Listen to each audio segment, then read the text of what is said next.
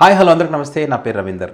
ప్రస్తుతం ఇప్పుడు ఏ ఛానల్ పెట్టినా కూడా, ఏ పత్రిక చూసినా కూడా మొత్తం బెంగళూరులో జరిగినటువంటి రేవ్ పార్టీకి సంబంధించినటువంటి వార్తలే మనం ఎక్కువగా చూస్తున్నాం. అసలు ఈ రేవ్ పార్టీలో మన తెలుగు సినిమాకి చెందినటువంటి అనేక మంది ఆర్టిస్టులు, అదేవిధంగా పొలిటీషియన్స్, బిజినెస్ మ్యాన్లు వీళ్ళందరూ కూడా మరి ఆ రేవ్ పార్టీలో దొరకడం జరిగింది. వారికి సంబంధించినటువంటి యూరిన్ టెస్ట్, బ్లడ్ టెస్ట్ చేయడం వల్ల అందులో 86 మందికి పాజిటివ్ వచ్చిందంటే మాదక ద్రవ్యాలు తీసుకున్నారని చెప్పి అధికారులు చెప్తున్నారనమాట. అసలు రేవ్ పార్టీ అంటే ఏంటిది, రేవ్ పార్టీ లోపల ఏం చేస్తారు, అసలు రేవ్ పార్టీ ఎక్కడ పుట్టింది, పోలీసులు ఎందుకు దాడులు చేస్తారనేటువంటి అనుమానాలు చాలామందికి ఉన్నాయన్నమాట. సో దీనికి సంబంధించి ఇప్పటికే చాలా పత్రికల్లో రేవ్ పార్టీకి సంబంధించి ఏంటి అనే దానికి సంబంధించి చాలా స్టోరీస్ వస్తున్నాయి. అదేవిధంగా చాలా యూట్యూబ్ ఛానల్లో వీటికి సంబంధించినటువంటి వీడియోలు కూడా ఉన్నాయి. అయితే మనం కూడా కొంతమంది అడిగారు, బ్రదర్ ఈ రేవ్ పార్టీకి సంబంధించి ఒక వీడియో చేయమని అడిగారు. సో నాకు తెలిసిన సమాచారాన్ని మీకు చెప్పే ప్రయత్నం చేశాను. అసలు ఈ రేవ్ పార్టీ ఎక్కడ మొదలైందంటే 1950లో ఇంగ్లాండ్, అదేవిధంగా లండన్ దేశాల్లో ఈ రేవ్ పార్టీ అనేది మొదలైందనమాట. అసలు రేవ్ పార్టీ యొక్క ఉద్దేశం ఏంటి, అసలు రేవ్ అంటే ఏంటంటే ఉత్సాహం అనమాట. ఉత్సాహం, ఆనందం, ఉల్లాసంగా ఉండాలని చేసేటువంటి కార్యక్రమే రేవ్ అని ఆ పేరు పెట్టి ఆ పార్టీ జరుపుకుంటారనమాట.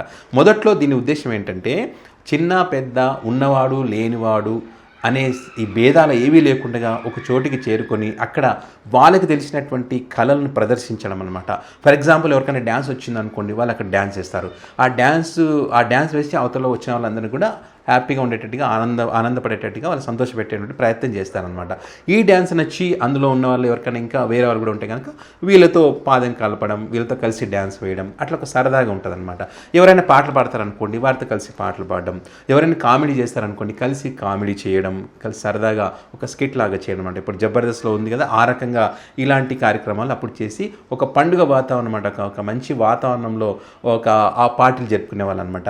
అక్కడికి అందరికి ఫుడ్, ఎవరికి నచ్చిన ఫుడ్ వాళ్ళు తెచ్చుకోవడం, కలిసిమెలిసి తినడం, ఇలా చిన్న పెద్ద, ఉన్నవాడు లేనివాడిని తేడా లేకుండా జరుపుకున్నటువంటి ఒక కార్యక్రమమే ఈ రేవ్ పార్టీ అనేటువంటిది. అయితే కాలక్రమేణ ఈ రేవ్ పార్టీ అనేటువంటిది మన దేశానికి కూడా వచ్చింది. మొదట్లో ఇది హైదరాబాదు, బెంగళూరు, అదేవిధంగా ముంబై, ఈ పట్టణ ప్రాంతాల్లో ఈ రేవ్ పార్టీ అనేది జరుపుకోవడం మొదలుపెట్టారు. అయితే ఇక్కడ ఈ రేవ్ పార్టీ అనేది ఎలా జరుగుతుందంటే, ఈ రేవ్ పార్టీలో పాల్గొనే వాళ్ళకి సంబంధించి ముందే ప్లాన్ చేస్తారు. ఒక 100 మంది ఈ రేవ్ పార్టీలో పాల్గొంటున్నారంటే ఆ 100 మందికి సంబంధించినటువంటి సమాచారాన్ని ముందుగా ఒక ప్లాన్ ప్రకారం రెడీ చేసుకుంటారు అనమాట.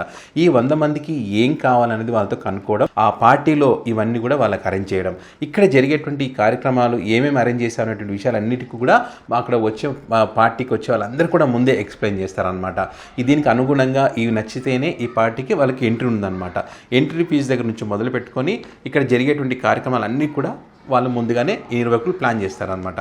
ఇక్కడికి వచ్చేటువంటి సెలబ్రిటీలు కానివ్వండి, అదేవిధంగా బిజినెస్ మ్యాన్లు కానివ్వండి, అదేవిధంగా ఎవరైనా సరే ఇక్కడికి వచ్చేటువంటి వాళ్ళందరూ కూడా వాళ్ళ ఫోన్లు తీసుకురాకూడదు అనేటువంటి నిబంధన కూడా వాళ్ళకి పెడతారు. ఇదే కాకుండా ముందు 100 మందిని ఫిక్స్ చేస్తే ఆ 100 మందికి మాత్రమే ఎంట్రీ ఉంటుంది, అంతకుమించి ఒక్కరు కూడా ఎంట్రీ ఇవ్వరు అనమాట. ఇంకొకటి ఏంటంటే కొత్త వాళ్ళకి అసలే ఎంట్రీ ఉండదన్నమాట.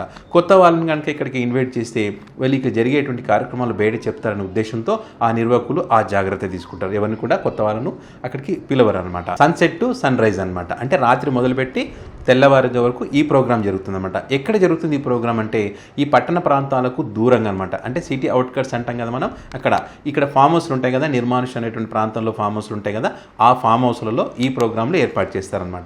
ఈ పార్టీకి ఎంట్రీ ఎవరెవరికైతే ఉంటుందో వాళ్ళు అక్కడికి వచ్చిన తర్వాత, అంటే ఆ ఫామ్ హౌస్లోకి ఎంటర్ అవ్వగానే ఆ ఫామ్ హౌస్లో సీసీ కెమెరాలు కూడా ఆఫ్ చేస్తారనమాట. సీసీ కెమెరాలు కూడా ఏవి కూడా ఆన్లో ఉండవు అనమాట. ఆ లోపలికి వెళ్ళిన తర్వాత ఏం జరుగుతుందంటే, మనం మొదట్లో 1950లో ఏ విధంగా అయితే రేవ్ పార్టీ మొదలైందో అక్కడ డ్యాన్స్ వేస్తారని చెప్పాం కదా, ఇక్కడ కూడా డ్యాన్సులు వేస్తారనమాట.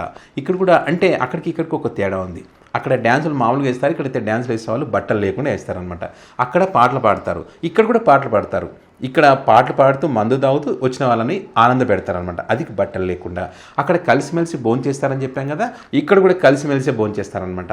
ఇక్కడ బెడ్రూమ్లలో. అక్కడ చిన్న పెద్ద తేడా లేదని చెప్పాం కదా, ఇక్కడ కూడా చిన్న పెద్ద తేడా ఏమీ ఉండదు.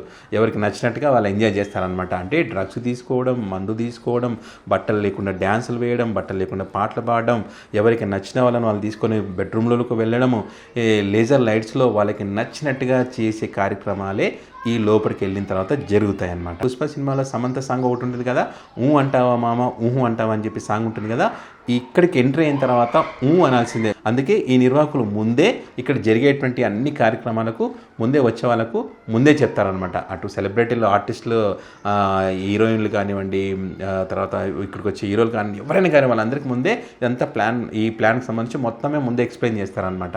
సో వాళ్ళు ఓకే అంటేనే ఎంట్రీ ఉంటుందన్నమాట. ఇక్కడికి వచ్చిన తర్వాత అనడానికి అసలు ఏమాత్రం ఛాన్స్ లేదనమాట. 1950లో రేవ్ పార్టీస్ ఏ విధంగా జరిగేవి, ఇప్పుడు ఏ విధంగా జరిగాయని చూస్తే ఇప్పుడు పూర్తిగా మారిపోయిందనమాట. రజనీకాంత్ గారు యాక్ట్ చేసిన చంద్రముఖి సినిమా ఉంటుంది కదా, అందులో ఒక డైలాగ్ ఉంటుంది కదా, పూర్తిగా మారిపోయిన చంద్రముఖి అని చెప్పి. ఆ రకంగా ఈ రేవ్ పార్టీ కూడా పూర్తిగా మారిపోయిందనమాట. ఒక రకంగా ఈ రేవ్ పార్టీ పేరుతో ఒక సెక్స్ రాకెట్ నడుస్తూ ఉన్నది. సో ఈ రకంగా జరుగుతుంది కాబట్టి పోలీసులు దాడులు చేస్తున్నారు. ఈ వీడియోకి సంబంధించి మీ అభిప్రాయాన్ని కామెంట్ రూపంలో తెలియజేయండి. Thanks for watching.